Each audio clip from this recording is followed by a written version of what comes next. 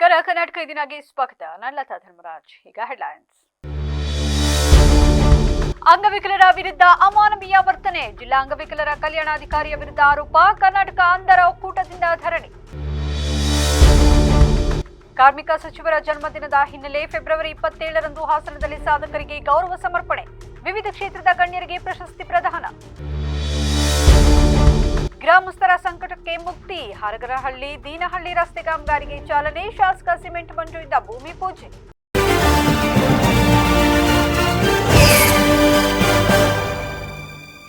BM ರಸ್ತೆಯಲ್ಲಿರುವ ಜಿಲ್ಲಾಧಿಕಾರಿ ಕಚೇರಿ ಮುಂದೆ ಕರ್ನಾಟಕ ಅಂಧರ ಒಕ್ಕೂಟ ವತಿಯಿಂದ ಜಿಲ್ಲಾ ಅಂಗವಿಕಲರ ಕಲ್ಯಾಣಾಧಿಕಾರಿ ಅವರ ನಿಯೋಜನೆ ರದ್ದುಪಡಿಸಲು ಆಗ್ರಹಿಸಿ ಧರಣಿ ನಡೆಸಿ. ಈ ಕುರಿತು ಪ್ರತಿಭಟನಾಕಾರರು ಮಾತನಾಡಿ, ಯಾವುದೇ ಸೂಕ್ತ ಅರ್ಹತೆ ಇಲ್ಲದಿದ್ದರೂ ಅಕ್ರಮವಾಗಿ ಈ ಹುದ್ದೆಗೆ ನೇಮಕಗೊಂಡಿದ್ದಾರೆ ಮತ್ತು ಕೇವಲ ಕುಟುಂಬದೊಂದಿಗೆ ವಾಸಿಸುವ ಸ್ವಾರ್ಥ ಉದ್ದೇಶದಿಂದ ಸಚಿವಾಲಯದಿಂದ ಇಲ್ಲಿಗೆ ವರ್ಗಾವಣೆ ಮಾಡಿಸಿಕೊಂಡಿದ್ದಾರೆ.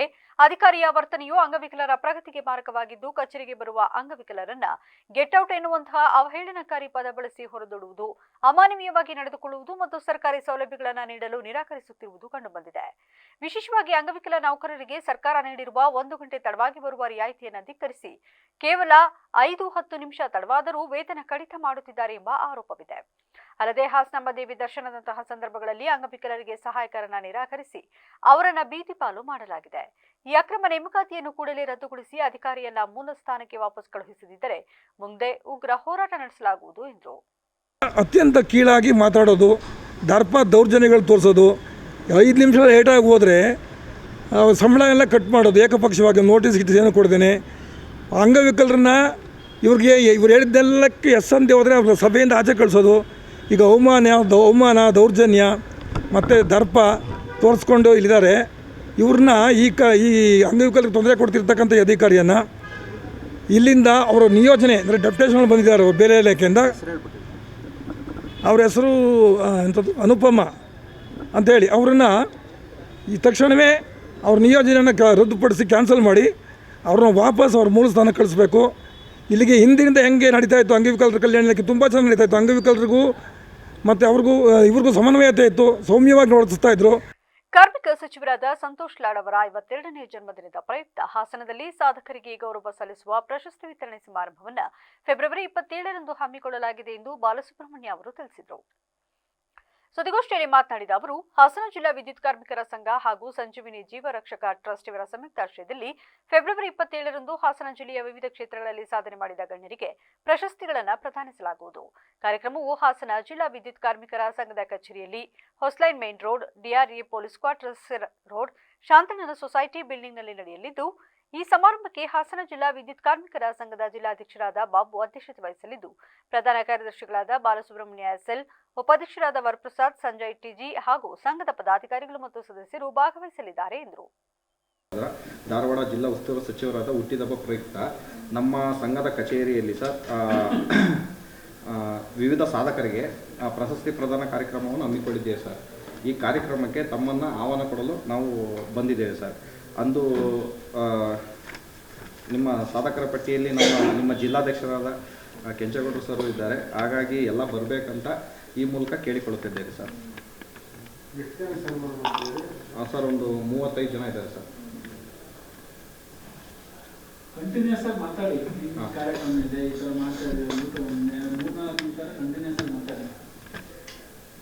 ಅದೇ 26ರಂದು ಧಾರವಾಡ ಜಿಲ್ಲಾ ಉಸ್ತುವಾರಿ ಸಚಿವರಾದ ಸಂತೋಷ್ ಲಾಡ್ ಸರ್ ಅವರ ಹುಟ್ಟುಹಬ್ಬದ ಪ್ರಯುಕ್ತ ವಿದ್ಯುತ್ ಕಾರ್ಮಿಕರ ಸಂಘ ಮತ್ತು ಜೀವ ಸಂಜೀವಿನಿ ರಕ್ಷಕ ಟ್ರಸ್ಟ್ ಇವರ ಸಹಯೋಗದಲ್ಲಿ ಹಾಸನ ಜಿಲ್ಲಾ ವಿದ್ಯುತ್ ಕಾರ್ಮಿಕರ ಸಂಘದ ಜಿಲ್ಲಾಧ್ಯಕ್ಷರಾದ ಬಾಬು ಹಾಗೂ ಪ್ರಧಾನ ಕಾರ್ಯದರ್ಶಿಗಳಾದ ಬಾಲಸುಬ್ರಹ್ಮಣ್ಯ ಎಸ್ಎಲ್, ಉಪಾಧ್ಯಕ್ಷರಾದ ವರಪ್ರಸಾದ್, ಸಂಜಯ್ ಟಿಜಿ ಹಾಗೂ ಪದಾಧಿಕಾರಿಗಳು ಇವರ ಸಂಘದ ಸದಸ್ಯರುಗಳ ಅಧ್ಯಕ್ಷತೆಯಲ್ಲಿ ಶ್ರೀಯುತ ಸಂತೋಷ್ ಲಾಡ್ ಸರ್ ಅವರ 52ನೇ ಹುಟ್ಟುಹಬ್ಬದ ಪ್ರಯುಕ್ತ ದಿನಾಂಕ 27/2/2026ರಂದು ಹಾಸನ ಜಿಲ್ಲೆಯ ವಿವಿಧ ಕ್ಷೇತ್ರದ ಸಾಧಕರಿಗೆ ಪ್ರಶಸ್ತಿ ವಿತರಣೆ ಸಮಾರಂಭವನ್ನು. ಗ್ರಾಮೀಣಾಭಿವೃದ್ಧಿಯ ನಿಜವಾದ ಅರ್ಥವೇ ಜನರಿಗೆ ಸುಗಮ ಸಂಚಾರ ಮತ್ತು ಉತ್ತಮ ಮೂಲಸೌಕರ್ಯ ಒದಗಿಸುವುದು.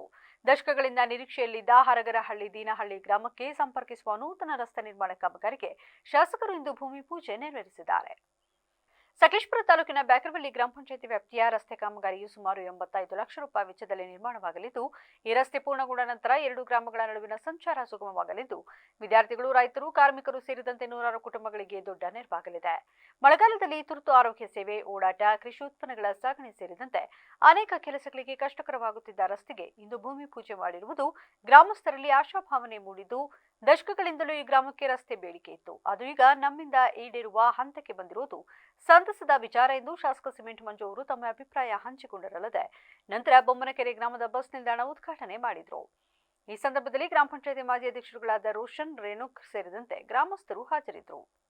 ಸಕಲೇಶಪುರ ತಾಲೂಕು ಬ್ಯಾಕರವಳ್ಳಿ ಗ್ರಾಮ ಪಂಚಾಯತಿ ವ್ಯಾಪ್ತಿಯ ಬೊಮ್ಮನಕೆರೆ ಮುಖ್ಯ ರಸ್ತೆಯಿಂದ ದೀನಹಳ್ಳಿಗೆ ಹೋಗ್ತಕ್ಕಂಥ ರಸ್ತೆ ಸುಮಾರು 1 ಕಿಲೋಮೀಟರ್ ಹತ್ತತ್ರ ರಸ್ತೆ ಇದೆ. ಸುಮಾರು 85 ಲಕ್ಷ ರೂಪಾಯಿ ಕಾಮಗಾರಿಯನ್ನ ಇವತ್ತು ಭೂಮಿ ಪೂಜೆ ಮಾಡೋದ್ರ ಮುಖಾಂತರ ಪ್ರಾರಂಭ ಮಾಡಿದ್ವಿ. ಹಲವು ಒಂದು ರೀತಿ ದಶಕಗಳ ಕನಸು ಅಂತ ಹೇಳಿದ್ರು ಕೂಡ ತಪ್ಪಾಗಲಾರದು. ಹಲವಾರು ವರ್ಷಗಳಿಂದ ಈ ರಸ್ತೆ ತುಂಬಾ ಓಡಾಡ್ಲಿಕ್ಕೆ ಸಾಧ್ಯವಾಗದಂತ ಪರಿಸ್ಥಿತಿ ಇತ್ತು. ಇವತ್ತು ಭೂಮಿ ಪೂಜೆ ಮಾಡಿ ಕಾಮಗಾರಿಯನ್ನ ಪ್ರಾರಂಭ ಮಾಡಿದ್ವಿ. ಈ ಭಾಗದ ಜನತೆ ನೆಮ್ಮದಿಯ ನಿಟ್ಟುಸಿರನ್ನ ಬಿಟ್ಟಿದ್ದಾರೆ. ಯಾವುದೇ ವೆಹಿಕಲ್ 4 ವೀಲ್ ಜೀಪ್ ಬಿಟ್ಟರೆ ಬೇರೆ ಯಾವುದು ಕೂಡ ವೆಹಿಕಲ್ ಹೋಗ್ಲಿಕ್ಕೆ ಸಾಧ್ಯ ಇತ್ತಿಲ್ಲ. ಇವತ್ತು ಮಾಡಿದೀವಿ. ಈ ಭಾಗದಲ್ಲಿ ಹಲವಾರು ಅಭಿವೃದ್ಧಿ ಕಾಮಗಾರಿಗಳನ್ನ ನಾನು ಇವತ್ತು ಕೂಡ ಭೂಮಿ ಪೂಜೆಯನ್ನ ಮಾಡ್ತಾ ಇದ್ದೀನಿ. ಹಿಂದೆನೂ ಕೂಡ ಮಾಡಿದ್ದೀನಿ. ಈ ಭಾಗಕ್ಕೆ ಹೆಚ್ಚಿನ ಆದ್ಯತೆಯನ್ನ ಕೊಟ್ಟು ಅಭಿವೃದ್ಧಿ ಮಾಡ್ತಕ್ಕಂಥ ಕೆಲಸವನ್ನು ನಾವು ಮಾಡ್ತಾ ಇದ್ದೀವಿ.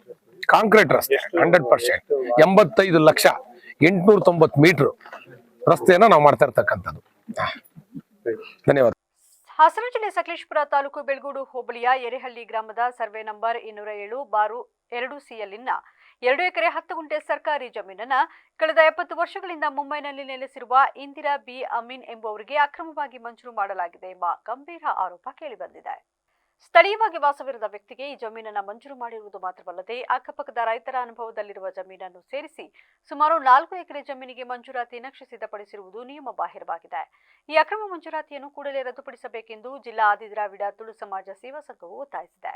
ಅದೇ ರೀತಿ ಎಡೆಹಳ್ಳಿ ಗ್ರಾಮದ ಸರ್ವೆ ನಂಬರ್ 214ರಲ್ಲಿನ ಸುಮಾರು 8 ಎಕರೆ 2 ಗುಂಟೆ ವಿಸ್ತೀರ್ಣದ ಸರ್ಕಾರಿ ಜಮೀನನ್ನು ಅಕ್ರಮ ಒತ್ತುವರಿದಾರರಿಂದ ಮುಕ್ತಿಗೊಳಿಸಬೇಕೆಂದು ಸಂಘವು ಆಗ್ರಹಿಸಿದೆ.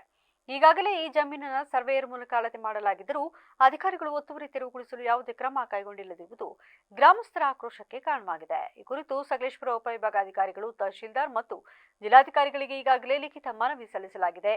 ಅಲ್ಲದೆ ಹಾಸನ ಜಿಲ್ಲಾ ಉಸ್ತುವಾರಿ ಹಾಗೂ ಕಂದಾಯ ಸಚಿವರಾದ ಸನ್ಮಾನ್ಯ ಶ್ರೀ ಕೃಷ್ಣ ಬೈರೇಗೌಡ ಅವರಿಗೆ 2 ಬಾರಿ ಜನಸಂಪರ್ಕ ಸಭೆಯಲ್ಲಿ ಮನವಿ ನೀಡಲಾಗಿದ್ದರೂ ಯಾವುದೇ ಪ್ರಯೋಜನವಾಗಿಲ್ಲ. ಈ ಭಾಗದ ಮೂಲವಾಸಿಗಳಾದ ಆದಿದ್ರಾವಿಡ ಸಮುದಾಯದ ಅನೇಕ ಕುಟುಂಬಗಳು ಇಂದಿಗೂ ನಿವೇಶನ ರಹಿತರಾಗಿದ್ದು ವಾಸಕ್ಕೆ ಯೋಗ್ಯವಾಗದ ಜಾಗವಿಲ್ಲದೆ ಸಂಕಷ್ಟದಲ್ಲಿದ್ದಾರೆ. ಅದರಿಂದ ಅಕ್ರಮವಾಗಿ ಮಂಜೂರಾದ ಮತ್ತು ಒತ್ತುವರಿಯಾಗಿರುವ ಈ ಸರ್ಕಾರಿ ಜಮೀನುಗಳನ್ನು ತಕ್ಷಣವೇ ಸರ್ಕಾರದ ವಶಕ್ಕೆ ಪಡೆದು ವಸತಿ ರಹಿತ ಆದಿದ್ರಾವಿಡ ಕುಟುಂಬಗಳಿಗೆ ಹಾಗೂ ಸರ್ಕಾರದ ಇತರೆ ಅಭಿವೃದ್ಧಿ ಕಾರ್ಯಗಳಿಗೆ ಬಳಸಿಕೊಳ್ಳಬೇಕೆಂದು ಸಂಘವು ಒತ್ತಾಯಿಸಿದೆ. ಈ ನ್ಯಾಯಯುತ ಬೇಡಿಕೆಗಾಗಿ ಜಿಲ್ಲಾಧಿಕಾರಿಗಳ ಕಚೇರಿ ಮುಂದೆ ಧರಣಿ ನಡೆಸಿರುವ ಸಂಘವು ಕೂಡಲೇ ಜಿಲ್ಲಾಡಳಿತವು ಮಧ್ಯಪ್ರವೇಶಿಸಿ ತನಿಖೆ ನಡೆಸಿ ನ್ಯಾಯ ಒದಗಿಸಬೇಕು ಎಂದರು. 8 ಎಕರೆ 2 ಕುಂಟೆ ಜಾಗನ ತೆರವು ಮಾಡಬೇಕು ಸರ್ಕಾರ ಬೀಳನ್ನು. ಆಮೇಲೆ 207 2C ಮಹಾರಾಷ್ಟ್ರದವರಿಗೆ ಇದ್ದವರಿಗೆ ಜಮೀನು ಇಲ್ಲಿಂದ ಮಾಡಿಕೊಟ್ಟಿದೆ ಅಕ್ರಮವಾಗಿ ತೆರವು ಮಾಡಬೇಕಂತ 5ನೇ ತಾರೀಕು ಕೂಡ ಇಲ್ಲಿ ಧರಣಿ ಮಾಡಿದ್ವಿ. ಎ ಸಿ ಅವ್ರಿಗೆ ಕೊಟ್ಟಿದ್ವಿ, ತಹಶೀಲ್ದಾರ್ ಕೊಟ್ಟಿದ್ವಿ, DC ಅವ್ರಿಗೆ ಕೊಟ್ಟಿದ್ವಿ. ಇದುವರೆಗೂ ಏನು ಕ್ರಮ ತಗೊಂಡಿಲ್ಲ ಅಂತ ಇವತ್ತು ಕಂದಾಯ ಸಚಿವರು ಬಂದಿದ್ದಾರೆ. ಕಂದಾಯ ಸಚಿವರಿಗೆ ಒಂದು ಮನವಿ ಕೊಟ್ಟಿದ್ದೀವಿ. ಈ ಮನವಿಯನ್ನು ಕಂದಾಯ ಸಚಿವರು ಸ್ವೀಕಾರ ಮಾಡಿದ್ದಾರೆ. ಇದು ಏನಾರ ಈ ಕೆಲಸ ಆಗಿಲ್ಲ ಅಂದರೆ ಮುಂದಿನ ದಿವಸದಲ್ಲಿ ವಿಧಾನಸೌಧ ಎದುರುಗಡೆ ದೊಡ್ಡ ಪ್ರತಿಭಟನೆ ಮಾಡ್ತೀವಿ ಅಂತ ಈ ಸಂದರ್ಭದಲ್ಲಿ ಹೇಳ್ತಿದ್ದೀನಿ. ಅಲ್ಲಿ ಅಕ್ರಮವಾಗಿ ಮಹಾರಾಷ್ಟ್ರ ಇದ್ದವರಿಗೆ ತಹಶೀಲ್ದಾರ್ ಮಂಜೂರು ಮಾಡಿಕೊಟ್ಟಿದೆ 2017ರಲ್ಲಿ 207 ಸರ್ವೆ ನಂಬರು. ಅರ್ಕಲಗೂಡು ತಾಲೂಕಿನ ರಾಮನಾಥಪುರದ ಶ್ರೀ ಉತ್ತರಾದಿ ಮಠದಲ್ಲಿ ಶ್ರೀ ರಾಘವೇಂದ್ರ ಸ್ವಾಮಿಗಳವರ 431ನೇ ವರ್ಧಂತಿ ಮಹೋತ್ಸವದ ಅಂಗವಾಗಿ ಮಂಗಳವಾರ ವಿವಿಧ ಪೂಜಾ ಕಾರ್ಯಗಳು ಅಪಾರ ಭಕ್ತರ ಸಮ್ಮುಖದಲ್ಲಿ ಭಕ್ತಿಭಾವದಿಂದ ನೆರವೇರಿತು. ದೇವಾಲಯದ ವ್ಯವಸ್ಥಾಪಕರು ಹಾಗೂ ಪ್ರಧಾನ ಅರ್ಚಕರಾದ ಕನಕಾಚಾರ್ಯರು ಮಾತನಾಡಿ ರಾಯರ ಮಹಿಮೆ ಹಾಗೂ ಮಠದಲ್ಲಿ ನಡೆಯುವ ಧಾರ್ಮಿಕ ಕಾರ್ಯಕ್ರಮಗಳ ಕುರಿತು ವಿವರಿಸಿದರು.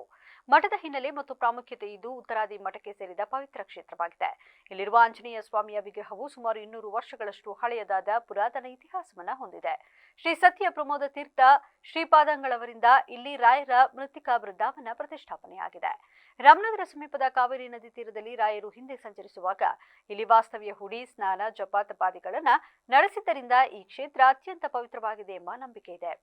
ಪ್ರತಿ ವರ್ಷ ರಾಯರ ಪಟ್ಟಾಭಿಷೇಕ ಮಹೋತ್ಸವ ಮತ್ತು ವರ್ಧಂತಿ ಉತ್ಸವವನ್ನು ಭಕ್ತಿಭಾವದಿಂದ ಆಚರಿಸಲಾಗುತ್ತಿದೆ. ಇಂದು ಬೆಳಿಗ್ಗೆ ರಾಯರಿಗೆ ವಿಶೇಷ ಮಹಾಫಲ ಪಂಚಾಮೃತ ಅಭಿಷೇಕ, ರಥೋತ್ಸವ, ತೊಟ್ಟಿಲು ಪೂಜೆ, ಗಜವಾಹನೋತ್ಸವ ಹಾಗೂ ಅಶ್ವವಾಹನೋತ್ಸವಗಳು ವೈಭವದಿಂದ ಜರುಗುತ್ತವೆ. ಮಠಕ್ಕೆ ಆಗಮಿಸುವ ಭಕ್ತರಿಗೆ ಮಧ್ಯಾಹ್ನ ಅನ್ನಪ್ರಸಾದದ ವ್ಯವಸ್ಥೆ ಮಾಡಲಾಗುತ್ತದೆ. ಈ ಕ್ಷೇತ್ರದಲ್ಲಿ ರಾಯರ ಸೇವೆ ಮಾಡುವುದರಿಂದ ಭಕ್ತರ ಮನೋಕಾಮನೆಗಳು ಈಡೇರುತ್ತವೆ ಎಂಬ ನಂಬಿಕೆ ಇದೆ. ವಿಶೇಷವಾಗಿ ಸಂತಾನ ಭಾಗ್ಯವಿಲ್ಲದವರಿಗೆ ರಾಯರ ಅನುಗ್ರಹದಿಂದ ಅನುಕೂಲವಾಗುತ್ತದೆ ಎಂಬ ಭಕ್ತಿ ಭಾವ ಭಕ್ತರಲ್ಲಿ ಹೆಚ್ಚಾಗಿದೆ ಎಂದರು. ಮಹೋತ್ಸವಕ್ಕೆ ಆಗಮಿಸಿದ ಎಲ್ಲ ಭಕ್ತರಿಗೆ ಪ್ರಸಾದ ವಿತರಣೆ ಮಾಡಲಾಯಿತು. ಶ್ರೀ ಗುರುಭ್ಯೋ ನಮಃ. ಇದೊಂದು ಉತ್ತರಾದಿ ಮಠ ಅಂತಕ್ಕಂಥ ಮಠ. ಸತ್ಯವರತೀರ್ಥ ಶ್ರೀಪಾದಂಗಳವರಿಂದ ಪ್ರತಿಷ್ಠಾಪಿತವಾದಂಥ ಮಠ. ಇದು ಆಂಜನೇಯ ಸ್ವಾಮಿ 200 ವರ್ಷದ ಪುರಾತನ. ಇಲ್ಲಿ ಉತ್ತರಾದಿ ಮಠಾಧೀಶ ಸತ್ಯಾತ್ಮತೀರ್ಥ ಶ್ರೀಪಾದಂಗಳವರು ರಾಘವೇಂದ್ರ ಸ್ವಾಮಿ ವೃಂದಾವನವನ್ನು ಸ್ಥಾಪನೆಯನ್ನು ಮಾಡಿದ್ದಾರೆ. ಈ ಒಂದು ವಿಶೇಷವಾದ ಸನ್ನಿಧಾನದಲ್ಲಿ ಆ ರಾಯರ ಸನ್ನಿಧಾನದಿಂದ ಎಲ್ಲ ಭಕ್ತರು ಕೂಡ ಇಲ್ಲಿ ಬರ್ತಾ ಇದ್ದಾರೆ ದರ್ಶನಕ್ಕಾಗಿ. ವಿಶೇಷವಾದಕ್ಕಂಥದ್ದು ರಾಘವೇಂದ್ರ ಸ್ವಾಮಿಗಳ ವೈಭವೋತ್ಸವ ಅಂತೇಳಿ ಈ ಒಂದು ವಾರ ನಾವು ಇಲ್ಲಿ ಮಾಡಿದ್ದೇವೆ.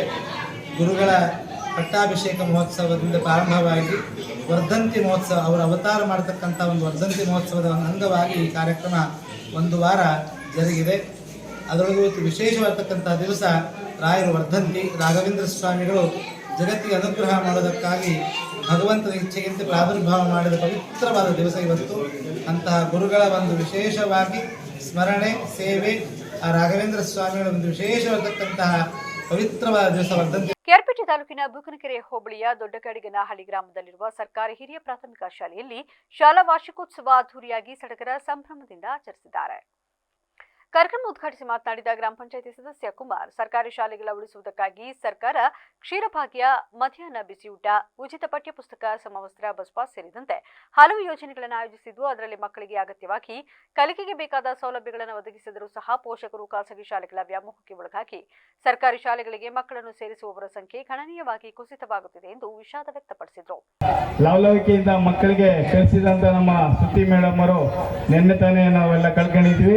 ಅವಾಗ ಮತ್ತೊಮ್ಮೆ ಅವರ ಆತ್ಮಕ್ಕೆ ಚಿರಶಾಂತಿ ಸಿಗಲಿ ಅಂತ ಕೇಳ್ತಾ, ಈ ಒಂದು ಕಾರ್ಯಕ್ರಮಕ್ಕೆ ನಡಿಬೇಕಾದ್ರೆ ನಮ್ಮ ಗುರುಗಳು ನಮ್ಮ ಪುಣ್ಯ ಅನ್ಕೋಬೇಕು. ನಾವು ಈ ಶಾಲೆ ಓಪನ್ ಆದಾಗ ನಮ್ಮ ಭಗವಾನ್ ಅವರು ಬಂದರು, ನಂತರ ಯೋಗೇಶ್ ಅವರು ಬಂದಿದ್ದಾರೆ.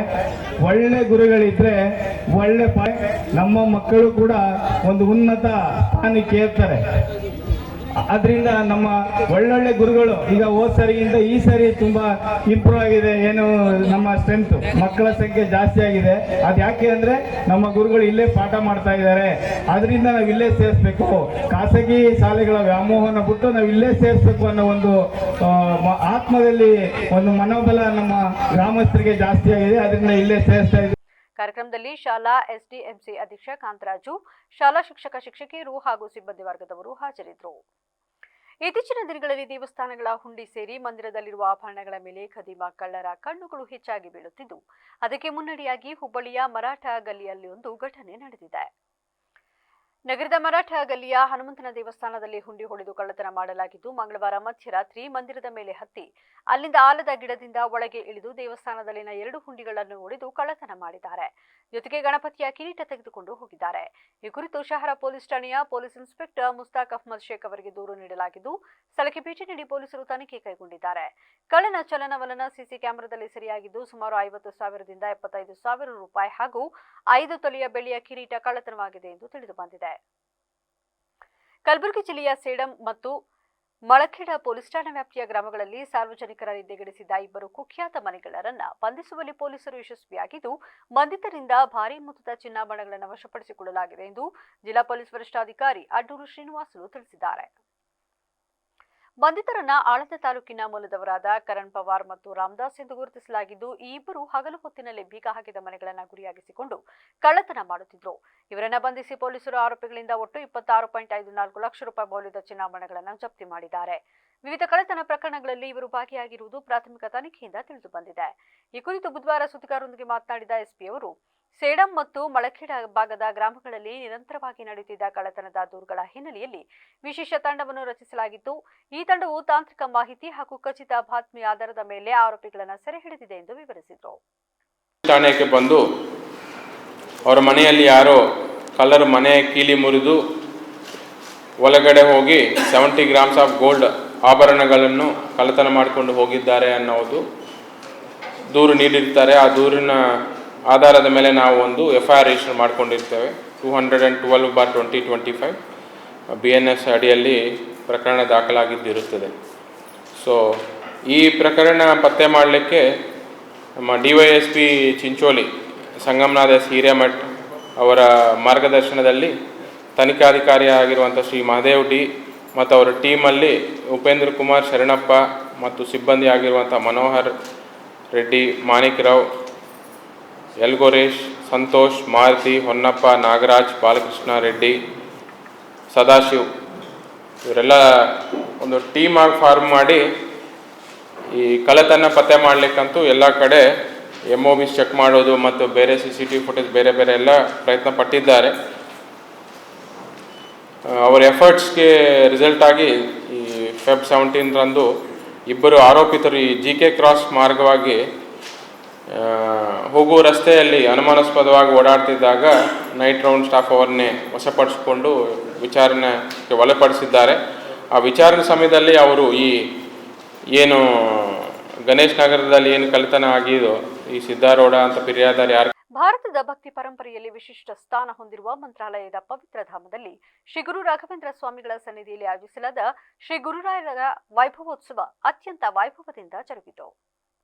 ಈ ದಿವ್ಯೋತ್ಸವದಲ್ಲಿ ಖ್ಯಾತ ನಟ ರಿಷಬ್ ಶೆಟ್ಟಿ, ರಾಜ್ಯಸಭಾ ಸದಸ್ಯ ಜಗ್ಗೇಶ್ ಹಾಗೂ ಶಾಸಕ ಅಶ್ವಥ್ ನಾರಾಯಣಗೌಡ ಅವರು ಭಕ್ತಿ ಭಾವದಿಂದ ಭಾಗವಹಿಸಿ ಶ್ರೀ ಗುರು ರಾಘವೇಂದ್ರ ಸ್ವಾಮಿಗಳ ಪವಿತ್ರ ಸನ್ನಿಧಿಯಲ್ಲಿ ದಿವ್ಯ ದರ್ಶನ ಪಡೆದರು. ವೇದ ಮಂತ್ರಗಳ ನಾದ, ಭಕ್ತರ ಜಯಘೋಷ ಹಾಗೂ ಪೂಜಾ ವಿಧಿವಿಧಾನಗಳ ಮಧ್ಯೆ ಶ್ರೀ ಗುರುರಾಯರ ಕೃಪಕಟಾಕ್ಷವನ್ನ ಅರಸಿದ ಗಣ್ಯರು ಭಕ್ತಿಪೂರ್ಣ ವಾತಾವರಣದಲ್ಲಿ ತಮ್ಮ ಭಕ್ತಿಯನ್ನ ವ್ಯಕ್ತಪಡಿಸಿದರು.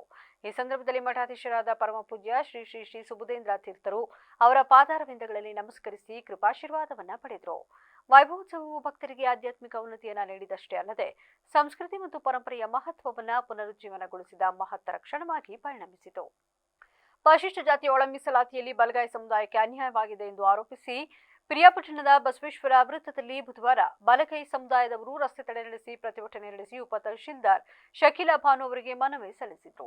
ಈ ಸಂದರ್ಭದಲ್ಲಿ ಬಲಗೈ ಸಮುದಾಯದ ಮುಖಂಡ ಐಲಾಪುರ ರಾಮು ಮಾತನಾಡಿ, ರಾಜ್ಯ ಸರ್ಕಾರ ಒಳ ಮೀಸಲಾತಿಯಲ್ಲಿ ರಾಜ್ಯದ ಬಲಗೈ ಸಮುದಾಯಕ್ಕೆ ಅನ್ಯಾಯ ಮಾಡುತ್ತಿದೆ. ಯಾವುದೇ ಕಾರಣಕ್ಕೂ ನಾಗಮೋಹನ್ ದಾಸ್ ಕೊಟ್ಟಿರುವ ಒಳ ಮೀಸಲಾತಿ ವರದಿಯನ್ನು ಜಾರಿಗೆ ತರಬಾರದು. ಇಲ್ಲಿ ಪ್ರವರ್ಗ ABC ಎಂದು ವಿಂಗಡಿಸಿ ಬಲಗೈ ಸಮುದಾಯವನ್ನು ಕಡೆಗಣಿಸಲಾಗಿದೆ. ಇದರಿಂದ ಬಲಗೈ ಸಮುದಾಯದ ವಿದ್ಯಾವಂತ ಮಕ್ಕಳಿಗೆ ಅನ್ಯಾಯವಾಗಲಿದೆ. ನಾಗಮೋಹನ್ ದಾಸ್ ವರದಿಯನ್ನ ಕೈಬಿಟ್ಟು ಸಮುದಾಯಕ್ಕೆ ನ್ಯಾಯ ಒದಗಿಸಿಕೊಡಬೇಕು. ಇಲ್ಲದಿದ್ದಲ್ಲಿ ರಾಜ್ಯದಾದ್ಯಂತ ಉಗ್ರವಾದ ಹೋರಾಟವನ್ನ ಮಾಡಬೇಕಾಗುತ್ತದೆ ಎಂದು ಎಚ್ಚರಿಸಿದರು. ದಲಿತ ಮುಖಂಡ ಬೆಳಗಾಲ್ ಧನರಾಜ್ ಮಾತನಾಡಿ, ನಾಗಮೋಹನ್ ದಾಸ್ ಅವರು ಸರ್ಕಾರಕ್ಕೆ ಏಕಪಕ್ಷೀಯವಾಗಿ ವರದಿ ಕೊಟ್ಟಿರುವುದಕ್ಕೆ ಇದೆಲ್ಲಕ್ಕೆ ಕಾರಣ. ಸರ್ಕಾರ ಒಡೆದಾಡುವ ನೀತಿ ಅನುಸರಿಸುತ್ತಿದೆ ಎನ್ನುವುದು ಸ್ಪಷ್ಟವಾಗಿ ಕಾಣುತ್ತಿದೆ. ಮಕ್ಕಳ ಮುಂದಿನ ಭವಿಷ್ಯದ ದೃಷ್ಟಿಯಿಂದ ವರದಿಯನ್ನ ಜಾರಿಗೆ ತಾರದೆ ಬಲಗೈ ಸಮಾಜಕ್ಕೆ ನ್ಯಾಯ ಕೊಡಿಸಬೇಕು ಎಂದು ಒತ್ತಾಯಿಸಿದ ಅವರು, ರಾಜ್ಯ ಸರ್ಕಾರ ಬಲಗೈ ಸಮುದಾಯಕ್ಕೆ ಇಷ್ಟೊಂದು ಅನ್ಯಾಯ ಮಾಡಿದರೂ ಸಹ ಸಂಪುಟದಲ್ಲಿರುವ ಬಲಗೈ ಸಮುದಾಯದ ಸಚಿವರುಗಳು ಮಲಗಿದ್ದಾರಾ ಎಂದು ಪ್ರಶ್ನಿಸಿದರು. ಒಂದು ಇತಿಹಾಸ ಬರಿತಕ್ಕಂತ ಒಂದು ದಿನ. ಕಾರಣ ಏನು ಅಂದ್ರೆ, ನಾವೆಲ್ಲ ಕಾಂಗ್ರೆಸ್ ಇದ್ರೂ ಸಮೇತ ಕಾಂಗ್ರೆಸ್ ಸರ್ಕಾರ ಬರಬೇಕು ಅಂತಕ್ಕಂಥ ಅಭಿಪ್ರಾಯ ಇಟ್ಕೊಂಡು ಸುಮಾರು ಕರ್ನಾಟಕದಲ್ಲಿ ಸಿದ್ದರಾಮಯ್ಯನವರ ಬಹಳ ನಂಬಿಕೊಂಡು ಅಹಿಂದನ ಕಟ್ಟಿದ್ದಾರೆ. ಈ ಸಮಾಜನ ಉದ್ಧಾರ ಮಾಡ್ತಾರೆ, ನಾವು ಸಂವಿಧಾನವನ್ನ ಗೌರವಿಸ್ತೀವಿ, ಸಂವಿಧಾನವನ್ನ ಕಾಪಾಡ್ತೀವಿ ಅಂತ ಹೇಳಿ ಎಲ್ಲರಿಗೂ ಒಂದು ಸುಳ್ಳು ಭರವಸೆಗಳನ್ನ ಕೊಟ್ಟು ನೀರು ಸುಮಾರು ಕರ್ನಾಟಕದಲ್ಲಿ 136 ಸ್ಥಾನಗಳನ್ನ ಗೆದ್ದಿ ನೀವು ಮುಖ್ಯಮಂತ್ರಿ ಆಗಿದ್ದೀರಿ. ಮುಖ್ಯಮಂತ್ರಿ ಆದ್ರೆ ಸರಿ, ನಮಗೆ ಸಂತೋಷದ ವಿಚಾರ. ನಾವು ನಮ್ಮ ತಾಲೂಕಿನಿಂದ ನಮ್ದೇ ಆದಂತ ಒಬ್ಬ ಶಾಸಕರನ್ನ 20,000 ಮತಗಳ ಅಂತರದಿಂದ ಗೆಲ್ಸ್ ಕಳಿಸಿದೀವಿ. ಇದು ನಿಮ್ಗೆ ಗೌರವ ಇರಲಿ. ಆದ್ರೆ ಇವತ್ತು ನೀವು ಸಂವಿಧಾನನ ಮಾಡ್ತಿದ್ದೀರಿ, ಬಲಗೈ ಜನನ ಮಾಡ್ತಿದ್ದೀರಿ, ಸಮಾಜನ ಮಾಡ್ತಿದ್ದೀರಿ, ಅಹಿಂದ ಕಟ್ಟಿದ್ರಿ. ಏನಂತ ಕಟ್ಟಿದ್ರಿ ನೀವು? ಇವತ್ತು ನೀನ್ ಬಂದಿಲ್ಲ ಫೋಟೋ ಗಂಟೆ ಅಲ್ಲಿ